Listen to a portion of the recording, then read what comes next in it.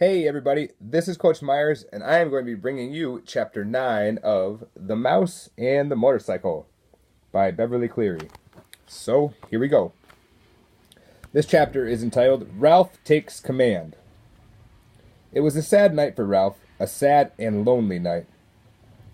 If he went back to the mouse hole, his mother was sure to worry him with embarrassing questions about the motorcycle. She would also expect him to help clean up after the family reunion.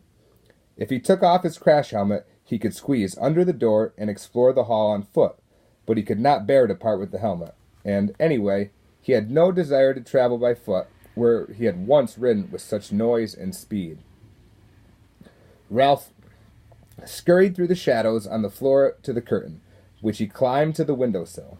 There he sat, huddled and alone, staring out into the night, listening to the kissing sounds of the bats as they jerked and zigzagged from the eaves of the hotel, through the pines and back again.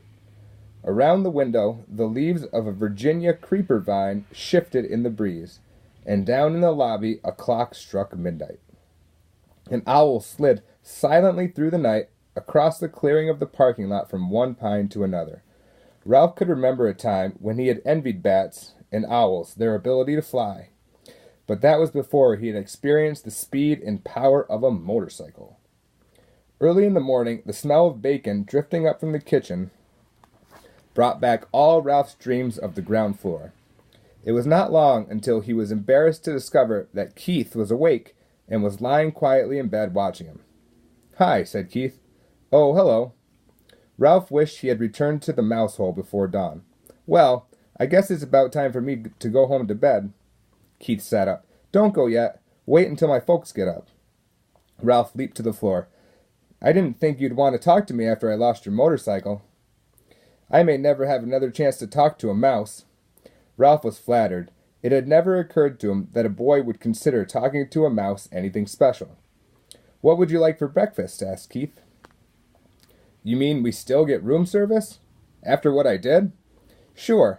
Keith pulled his knees up under his chin and wrapped his arms around his legs. "You mean you aren't mad at me anymore?" asked Ralph. "I guess you might say I'm mad, but not real mad," Keith decided. "I've been lying here thinking. It wouldn't be right for me to be real mad, because I get into messes myself. My mom and dad tell me I don't stop to use my head." Ralph nodded. "I guess that's my trouble, too. I didn't stop to use my head." "They said I'm in too much of a hurry," said Keith. "They said I don't want to take time to learn to do things properly." Ralph nodded again. He understood. If he had waited until he had learned to ride the motorcycle, he would never have ridden off the bedside table into the wastebasket. "I'll never forget the first time I rode a bicycle with handbrakes," reminisced Keith. "I took right off down a hill. I had always ridden bicycles with foot brakes, and when I got going too fast, I tried to put on the foot brakes, only there weren't any." "What happened?" Ralph was fascinated. "By the time I remembered to use the handbrakes, I hit a tree and took an awful spill." Somehow, this story made Ralph feel better. He was not the only one who got into trouble.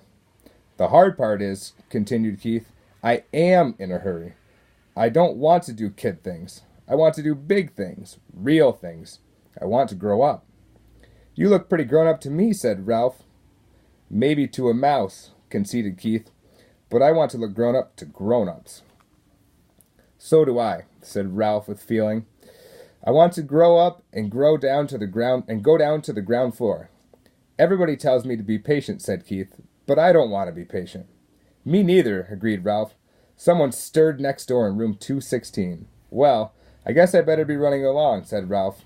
"Say, about that breakfast." "Sure. What do you want?" "How about some bacon?" suggested Ralph, remembering the fragrance that had floated up to the windowsill. "And some toast?" "With jelly," agreed Ralph, and ran off to the motorcycle, eager to tell his family things were not so bad after all. They were still entitled to room service. But when Ralph reached the mouse hole, he found pandemonium. His brothers and sisters and cousins were huddled together, squeaking with fright. His mother picked up a bunch of shredded Kleenex and put it down again, only to pick up another bunch as if she did not know what to do with it. Uncle Lester and Aunt Dorothy were there, too, stuffing crumbs into their mouths as if they expected never to eat again. Dear me, Ralph's mother was saying. Whatever shall we... Oh, Ralph, there you are at last. Where on earth have you been? Never mind, we haven't time. Time for what? Asked Ralph. What's going on around here anyways? The housekeeper. Your Uncle Lester? The sheets? Oh, do be quiet, everybody. Ralph's mother was so agitated she could not tell her son what was wrong. Uncle Lester swallowed a mouthful of crumbs. It's like this, Ralph. The housekeeper discovered a hamper full of sheets and towels and pillowcases with holes chewed in them. Uh-oh, thought Ralph. Whatever had happened was all his fault. He might have known. I heard her telephoning the manager about it from her office, continued Uncle Lester. The manager came up and called in all the maids and the bellboys, and every one had to look at the holes chewed in the sheets. It was quite a powwow. The motorcycle, thought Ralph. What happened to the motorcycle? There might be a chance it did not go to the laundry after all. You didn't happen to see a motorcycle in the housekeeper's office, did you? He ventured. I was listening, not looking out, said Uncle Lester. I am not foolhardy like some people around here. Ralph, you know what this means. His mother managed to pull herself together to say that much. It means war on mice, said Aunt Dorothy ominously. It means traps, poisons, said Uncle Lester. Who knows? This time, the management might even spend money on an exterminator. We shall have to flee. There's nothing else to do. And if we flee, the owls will get us, said Ralph's mother, causing the brothers and sisters and cousins to set up an awful squeal. Shh! The mother mouse fluttered her paws in alarm. Flee? Ralph was bewildered. Flee and leave room service? Room service? Exclaimed his mother. How can we expect room service after you lost that poor boy's motorcycle?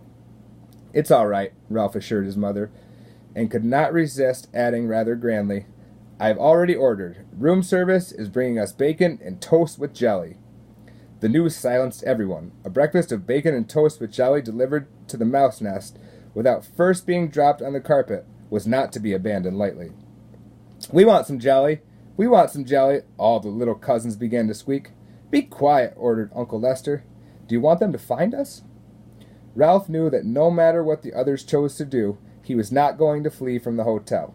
Not until he found out what had happened to the motorcycle. He was very sure of this, and all at once he felt calm and clear-headed as he had never felt before. He knew exactly what his family should do. Be quiet, everybody, Ralph ordered, standing up straight so all his relatives could see him. I will tell you what we're going to do. See here, Ralph, interrupted Uncle Lester. You're pretty young to be giving orders to your elders. Now, Lester, said Aunt Dorothy, let's listen to Ralph. After all, he has our food brought up by room service. No one else in the history of the family has managed that. This silenced Uncle Lester, and Ralph was allowed to continue. What we should do is keep quiet for a few days. Here he looked down at his little cousins, who for once in their lives were not squeaking. I will arrange for room service to bring our meals so we won't have to go scrabbling around in the woodwork or scrounging around in the rooms. That way we won't be tempted to taste any poisoned food or go near any traps. And if the management doesn't see or hear any of us for a few days, they will forget about us. They always do. Now, just a minute, said Uncle Lester. This boy won't be here long. You know how it is with people, here today and gone tomorrow. Ralph had the answer. This is only Sunday.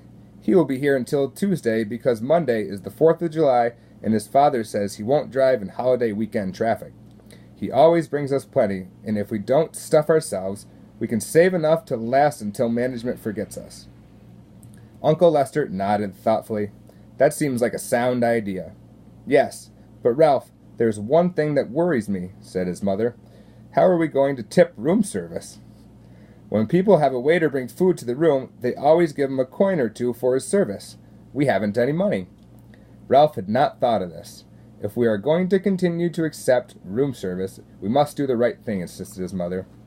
Don't worry, I'll think of something, promised Ralph in the grand way he had acquired since he had ordered a meal sent up to the last mouse nest. And that is the end of Chapter 9. Thanks for joining me, and we will see you in the gym.